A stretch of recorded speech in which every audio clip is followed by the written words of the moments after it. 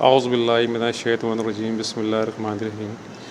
آج کے اس لیکچر میں ہم بہمنی دور کے ادب پہ بات چیت کریں گے، بحث کریں گے۔ بہمنی دور جو 1347 عیسوی سے شروع ہوا اور 1526 عیسوی تک قائم رہا۔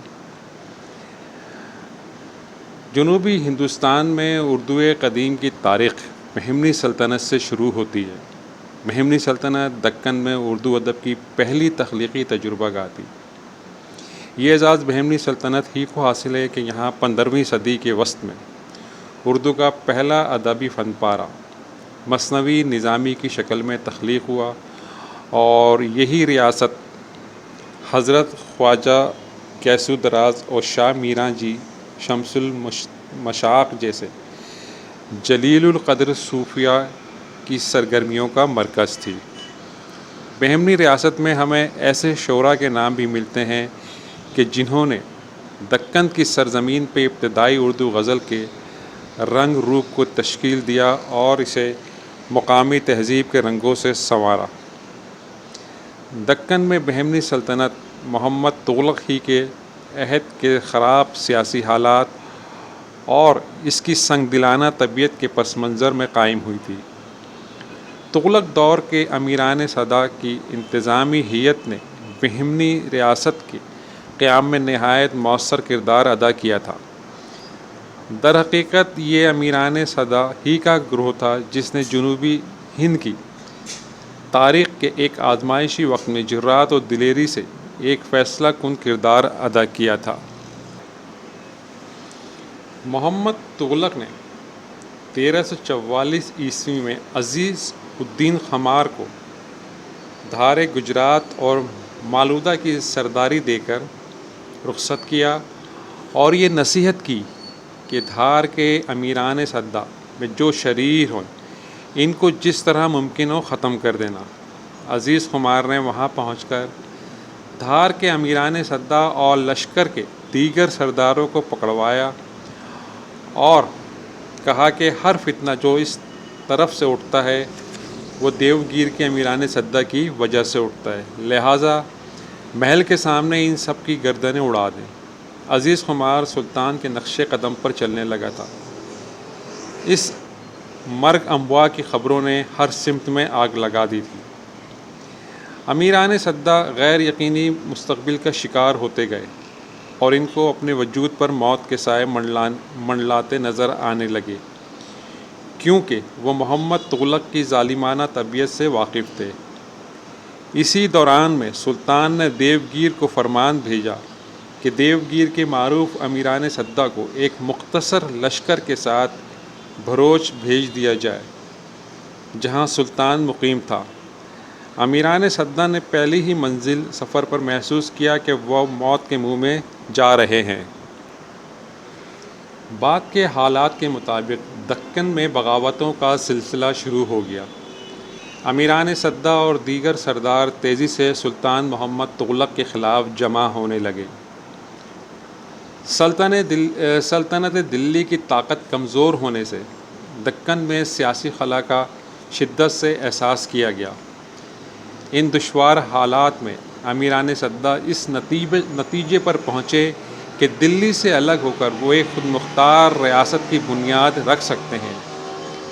اب دلی کی ماتحتی ان کے لیے ایک غیر ضروری حوالہ بن گئی تھی۔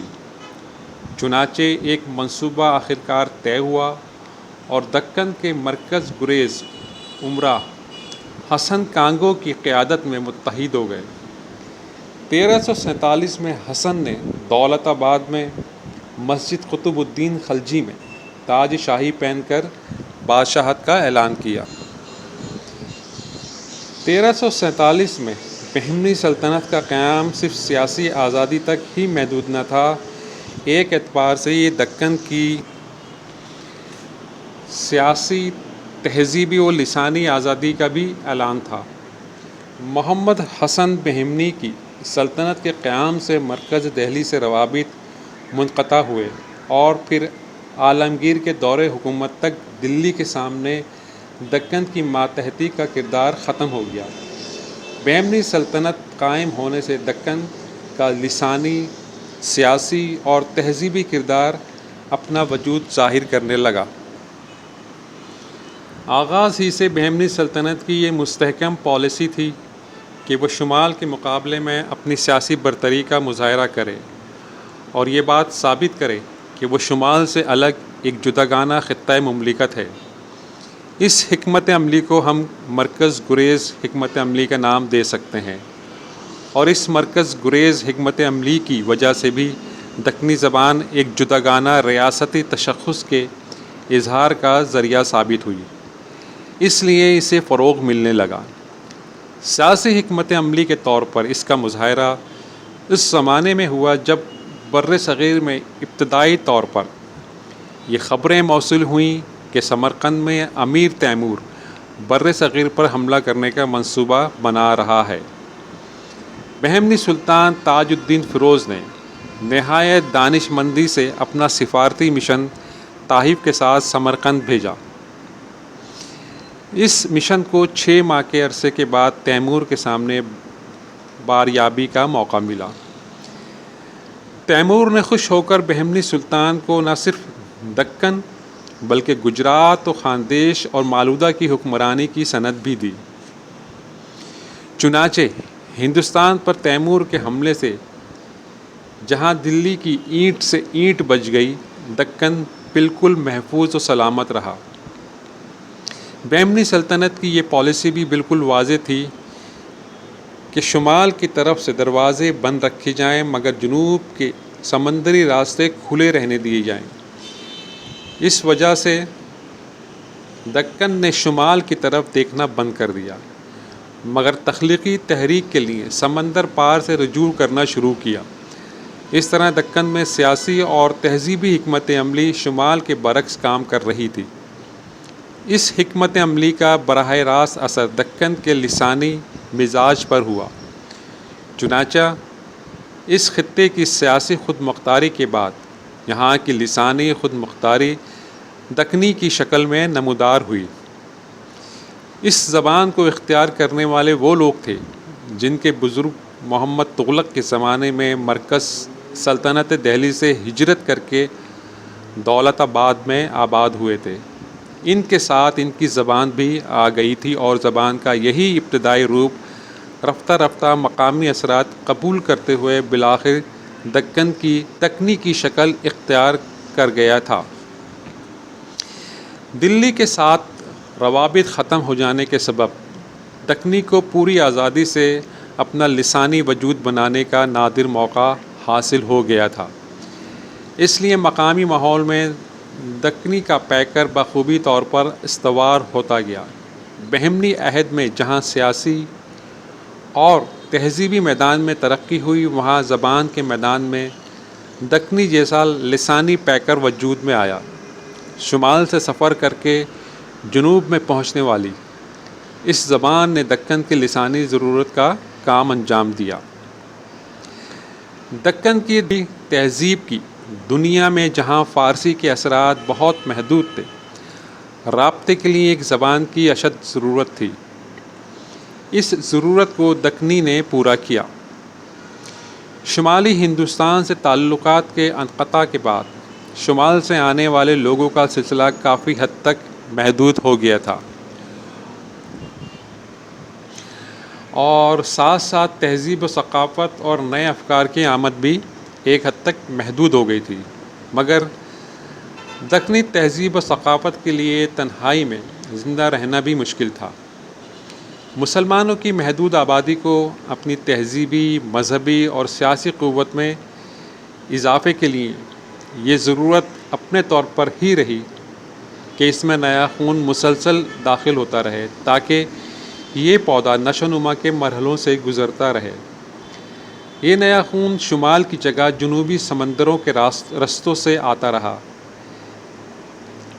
یہ نوواردان ایران، عراق اور عرب کے دیگر خطوں سے بذریعہ سمندر مسلسل آتے رہے۔ نوواردان کی اس جماعت میں مختلف علوم و فنون کے ماہرین، جن میں علماء، صوفیہ، شعراء، ادیب، فنکار، سوداگر اور مختلف قسم کے مہم جو بھی ہوتے تھے، اس جماعت کے لوگوں کو غریب الدیار یا آفاقی کے نام سے یاد کیا جاتا تھا۔ ان نوآوردان کے لیے رابطے کی زبان دکنی کا سیکھنا تقریباً ضروری تھا۔ اس طرح دکنی سیکھنے اور بولنے والوں کی تعداد بڑھتی رہی۔ بہمنی سلطنت میں دکنی کی تشکیل میں 3 مختلف قسم کے گروہ تہذیبی اور ثقافتی آمیزش اور تصادم کی صورتوں سے گریز کر رہے تھے۔ ان میں اول تو دکن کے قدیم باشندے تھے جو ہزارہ برس سے یہاں رہتے تھے۔ دوم تغلق اور خلجی عہد میں شمال سے آنے والے لوگ جو اپنے ساتھ شمال کی تہذیب اور لسانی روایت بھی لائے تھے۔ اور سوم وہ لوگ جو غریب الدیار یا آفاقی کہلاتے تھے، ان میں عرب، ایران اور ترکی کے لوگ تھے۔ ان لوگوں میں سیتانی، تبریزی اور کرمانی بھی تھے اور بہت سے دوسرے بھی۔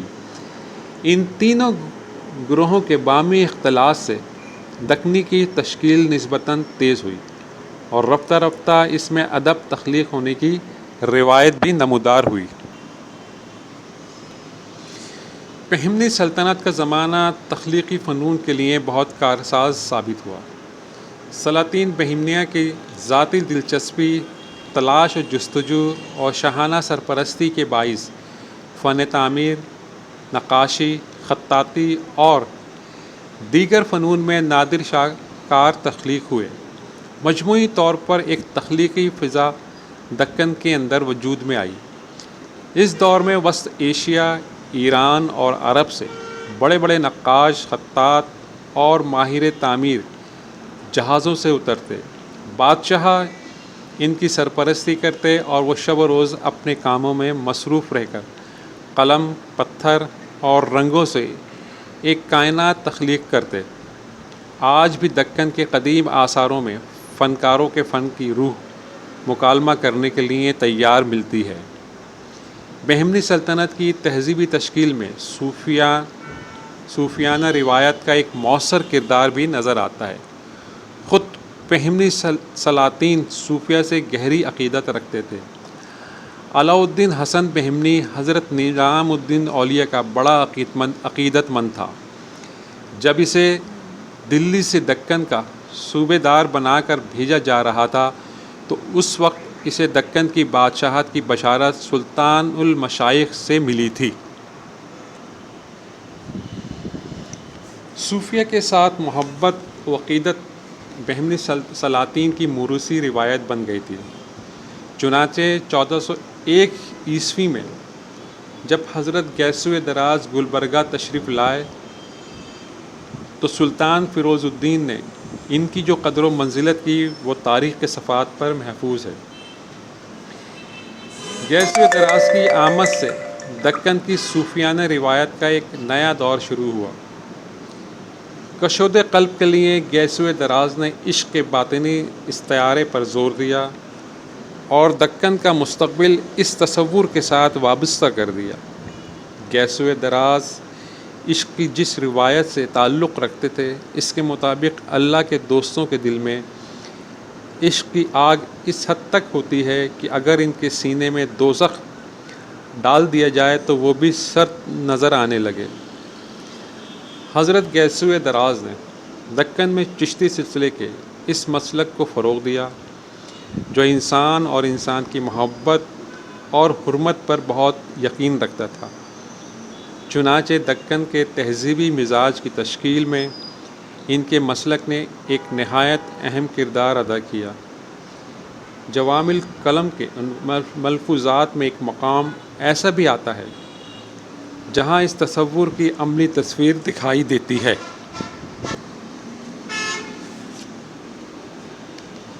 دکن کی تاریخ میں بہمنی دور کو امتزاج کا دور کہا جاتا ہے۔ عربی، فارسی اور ہندوستان کی مقامی زبانوں کے امتزاج سے دکن میں ایک طرف قدیم اردو کی لسانی تشکیل ہو رہی تھی اور دوسری طرف فنون کے دیگر شعبوں میں مقامی اور بیرونی رنگوں کے امتزاجی نمونے وجود میں آ رہے تھے۔ یہ امتزاجی عمل صرف زبان تک محدود نہ رہا بلکہ رفتہ رفتہ زندگی کے دیگر شعبوں پر بھی چھانے لگا تھا۔ بہمنی دور میں زبان کے علاوہ فن تعمیر میں ایک امتزاجی عمل وجود میں آیا تھا، جس میں ہندوستانی، ایرانی اور ہندوستان میں عہد سلطنت کی دلی کی تعمیرات کا رنگ بہت واضح طور پر جھلکتا ہے۔ اس تعمیراتی اسلوب کو شروانی نے ایرانی، ہندو اور دہلوی اسلوبوں کا امتزاج قرار دیا ہے۔ دکنی جنوبی ہند کی زبان نہیں ہے۔ اس خطے کے جن علاقوں میں دکنی کا فروغ ہوا وہ دراوڑی زبانوں کے خاندان سے تعلق رکھتے تھے، جبکہ دکنی ہند آرائی زبان تھی۔ دراصل دکنی اس زبان سے تشکیل پذیر ہوئی تھی جو شمالی ہند سے محمد تغلق کے لشکر، انتظامیہ، امراء اور خواص و عام کے ساتھ مرکز کی تبدیلی کے بعد 1327 عیسوی میں دولت آباد پہنچی تھی۔ اب ذرا اس زبان کے لسانی ماضی پر نظر ڈالیں تو اس کے ماضی کا ارتقائی سفر غزنوی دور کے پنجاب سے شروع ہو چکا تھا۔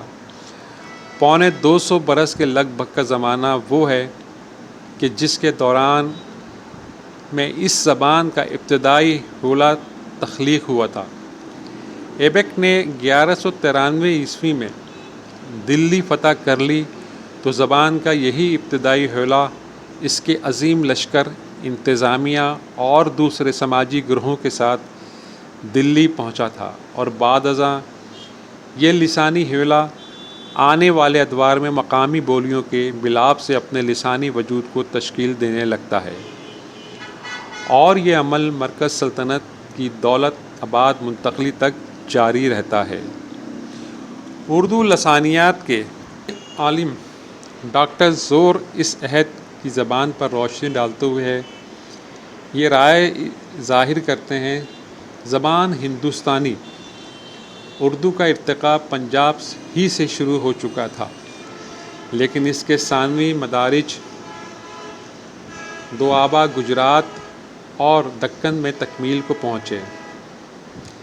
دہلی میں یہ زبان 150 برس تک رہنے کے بعد گجرات کا رخ کرتی ہے۔ اس عرصے میں ہریانوی اور ایک حد تک برج بھاشا اور اس کی عام بول چال کی شکل کھڑی بولی کے اثرات پر اس کارگر ہو چکے تھے کہ وہ مؤخر ذکر سے پوری طرح متاثر نہ ہونے پائی تھی۔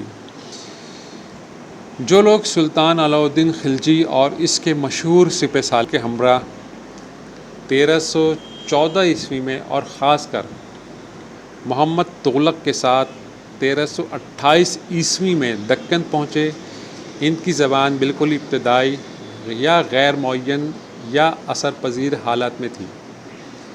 چنانچہ اس غیر معین اردو نے دکن کے ان مسلمانوں میں اشاعت پائی جو یا تو وہیں کے اصلی باشندے تھے یا ایرانی اور عرب مہاجرین کی اولاد میں سے تھے۔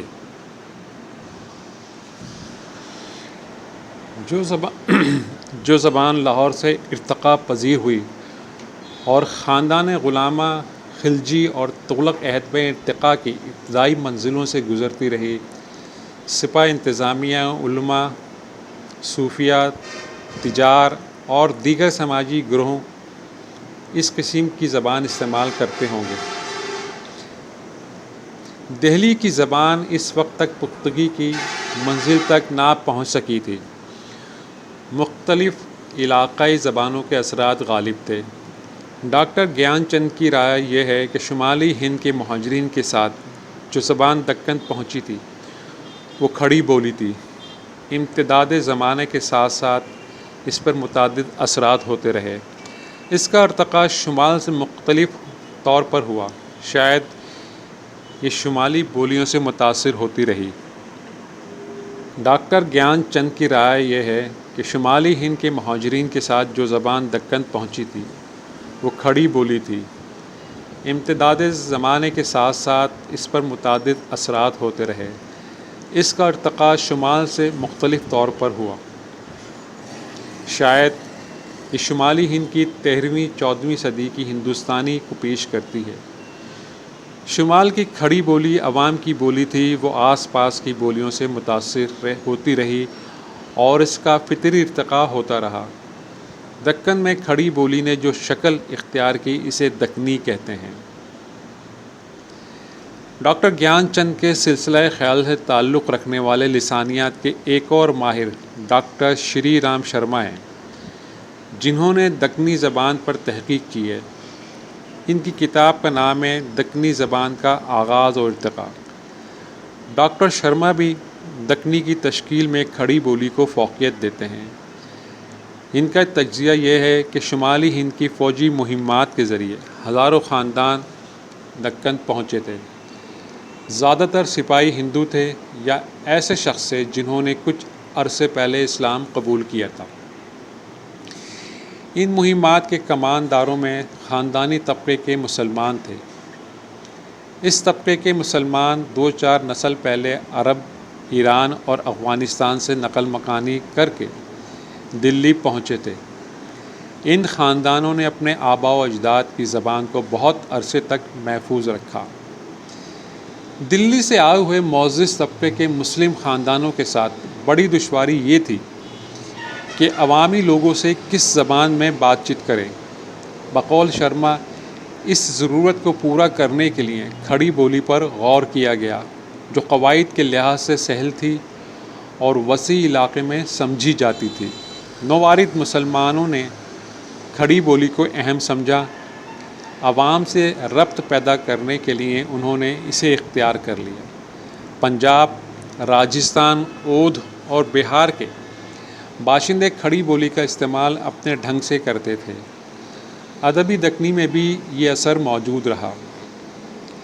ڈاکٹر گیان چند اور ڈاکٹر شرما کی ان آراء سے پہلے، بلکہ بہت پہلے، ڈاکٹر زور میں یہ بات کہہ چکے تھے کہ شمال سے دکن جا کر پھیلنے والی زبان اس عہد میں غیر پختہ تھی۔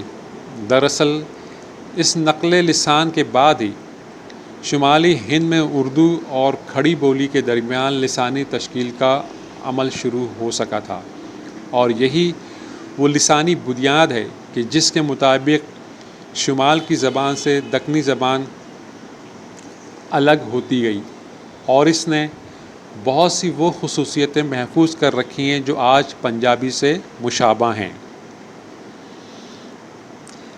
دکنی اس زبان سے تشکیل پذیر ہوئی جو محمد تغلق کے عہد میں مرکز سلطنت کی تبدیلی کے وقت دلی میں بولی جا رہی تھی۔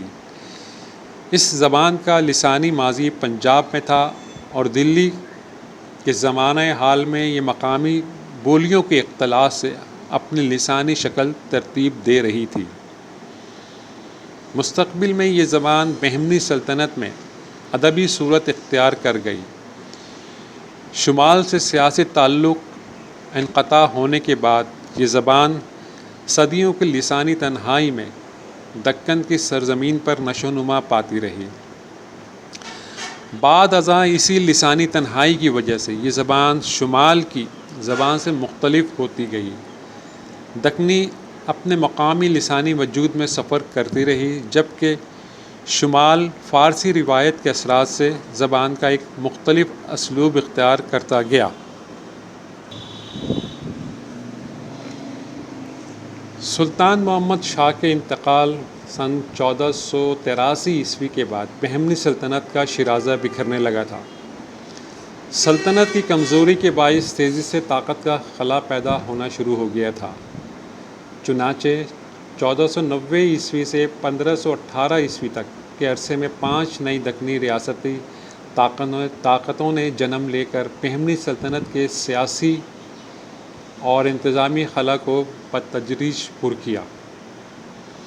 بہمنی سلطنت 5 وحدتوں میں تقسیم ہو کر 5 جداگانہ اور خود مختار ریاستوں کی شکل اختیار کر گئی۔ یہ 5 ریاستیں ان عمران نے قائم کی جو بہمنی سلطنت کی جانب سے مختلف علاقوں میں حکمران مقرر کیے گئے تھے۔ ان 5 نئی ریاستوں کے قیام سے دکن میں بہمنی سلطنت کی تہذیب و ثقافت کی روایات جاری رہیں اور ان میں شاندار اضافے بھی ہوئے۔ قدیم اردو کے حوالے سے ان ریاستوں کا قیام بالخصوص توجہ طلب ہے۔ دکن میں قدیم اردو زبان و ادب کے کلاسیکی شاہکار انہی ریاستوں کی سرپرستی میں تخلیق ہوئے اور دکنی اردو اپنی ادبی روایت کے نقطۂ کمال تک جا پہنچی۔